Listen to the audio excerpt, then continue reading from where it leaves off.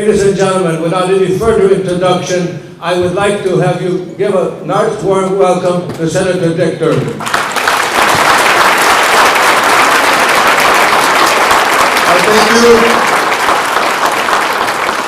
thank you to Julian Koulis, to Paul Bandrowski, and Alex Strelchek, and all of you for coming here today.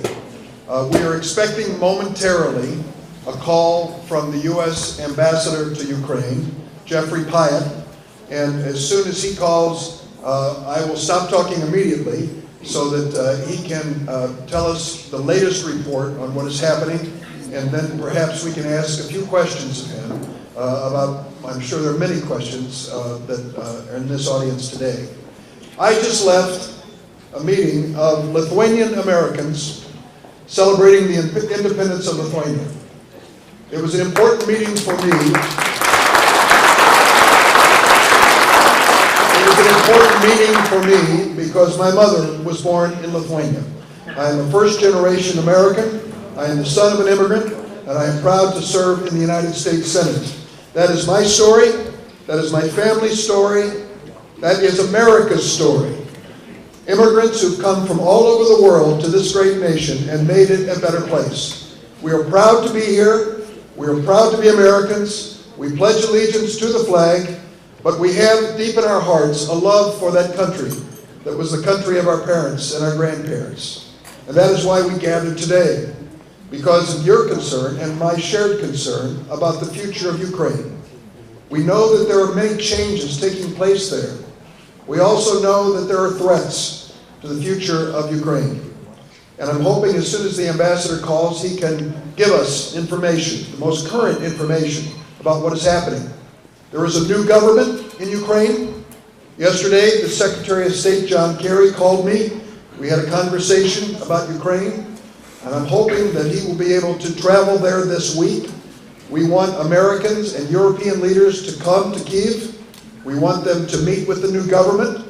We want to make it clear that we are going to work with them to find a way to resolve some serious issues. And there are very serious issues. Many of you know, through your family and friends, that the economy of Ukraine has problems, serious, challenging problems. But they are problems that can be solved.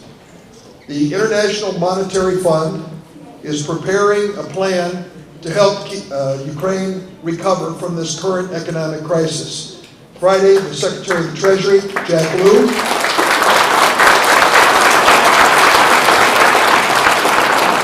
Secretary of the Treasury, Jack Lew, called me on Friday, and he talked in the most general terms about what we are going to do in the United States, working with the International Monetary Fund to help the Ukrainian economy recover.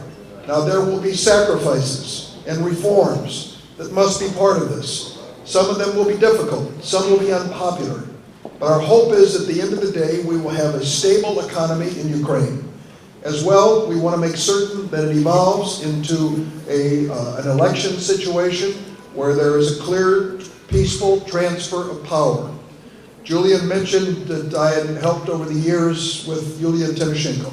I've never met the woman, but I thought it was unfair that she was in prison. And I appealed to Yanukovych and all their leaders to release her. I was not alone. The European Union and others joined in the same request. I don't come here today promoting her. I don't know what her future will be, if any. I just thought it was an injustice that she was in prison for over 2.5 years. Now it is up to the people of Ukraine to make a decision about their leader, whoever that might be. They have an interim leader chosen by Parliament, and they are moving forward. Now let's speak, while we're still waiting for the call to come in, let's speak for a moment about Crimea. I had to go back to my history book and start reading about Crimea, and many of you know it far better than I do, that this part of the world, the autonomous Republic of Crimea, has been the scene of a lot of international conflict and competition over the last several centuries and even before. The Crimean War of 160 years ago, the decision that Crimea would become part of Ukraine under Soviet times, the decision that Ukraine would reach an agreement with Russia, a basing agreement, for them to place some military in Crimea. The fact that many of the Crimean Tatars were deported from Crimea by Stalin, sent to some different place in the world, and then brought back in small numbers after imprisonment and denial. All of these things suggest that this is an area in some turmoil, but it does not justify sending in Russian troops. That to me is unacceptable.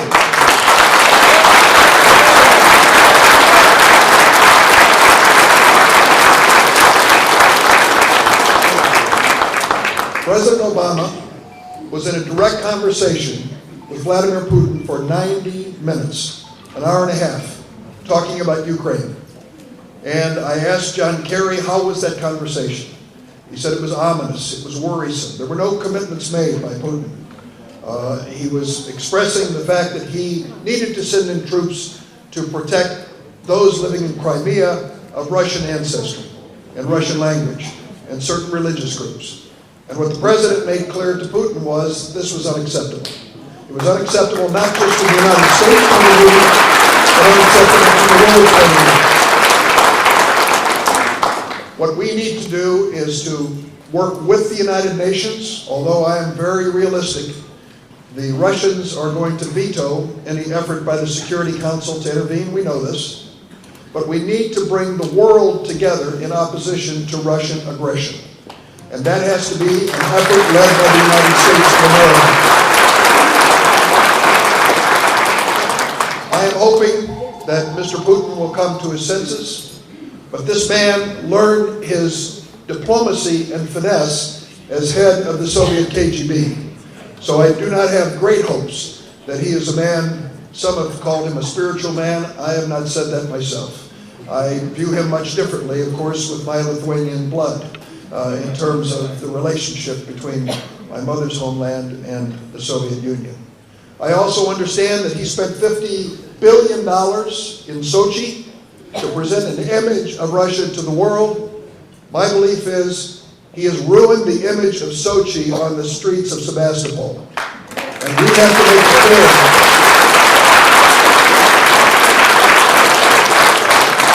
We have to make it clear that we will judge Russia and every other nation in terms of what they do, not what they look like or what they say. And as far as Ukraine and its future is concerned, that is critically important. Now, I don't want to keep going. John, have we heard yet from the ambassador? 1 minute. Okay, so I can always do 1 minute. But let me just personally thank you. I know that you came after church and many of you made special trips to be here. But it's very important. It is important to people in Ukraine to know that there are people all around the world who are watching this and really care. Many of you still have family there. You certainly have ties there and blood there and memories of your connection with Ukraine. That poor country has been through so much. But in 1994, Ukraine made a promise to the world. Ukraine said, we will give up our nuclear weapons in the agreement, the Budapest Agreement, if we can be protected in terms of our sovereignty and national identity. That was accepted by the world, accepted by Russia. That they would sacrifice their nuclear weapons, give them up in the name of peace, stability, and protection from the world from that point forward. The invasion of Ukraine by any country, especially one that was a signatory to this Budapest Agreement, directly violates the terms of that agreement. And the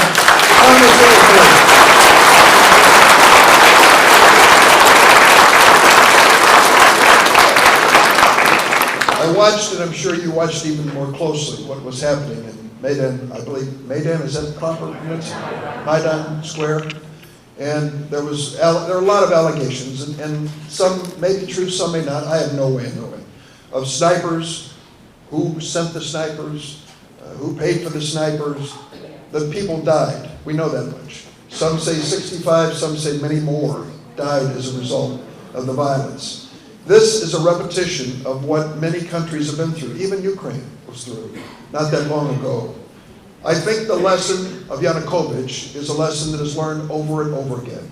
When you turn the guns on your own people, you cannot last. There is no way that you can continue in power. Now, perhaps Syria has gone on a long time without that being resolved. But in most countries, once you start shooting your own people, in the square when they're asking for a democratic change, you soon lose your legitimacy and lose your power. I think we're ready now.